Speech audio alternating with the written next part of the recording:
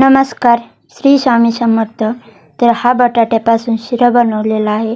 खूप छान झालेला होता. त्याची रेसिपी तुम्हाला पुढच्या व्हिडिओमध्ये दाखवते. चला तर आता मी तुम्हाला आप्याची रेसिपी दाखवते. हे आप्पे मी रव्यापासून तयार केलेले आहेत. तर बघा, 1 वाटी रवा आणि अर्धा वाटी बेसन घ्यायचं आहे. त्याच्यानंतर त्यात थोडंसं पाणी टाकायचं आहे. त्याला 10 ते 20 मिनिटं भिजून द्यायचं आहे. ते भिजल्याच्या नंतर त्यात तिखट, हळद टाकून घ्यायची आहे आणि चांगलं फेटून घ्यायचं आहे. त्याच्यानंतर त्यात टाकायचं आहे खायचा सोडा. त्याच्यानंतर आप्पे पॅन मध्ये तेल टाकून घ्यायचं आहे. जिरे मोहरीचा तडका त्या पिठाला द्यायचा आहे. नंतर पुन्हा त्या पॅन मध्ये तेल टाकून घ्यायचं आहे आणि हे आपण केलेलं पीठ टाकून द्यायचं आहे. 10 ते 5 मिनिटं त्याला तसंच झाकून ठेवायचं आहे. त्यानंतर आपल्याला त्याच्यावरचं झाकण काढायचं आहे आणि त्याला उलटपालट करून घ्यायचं आहे. तर असेच आपले छान आप्पे निघतात, खुसखुशीत लागतात.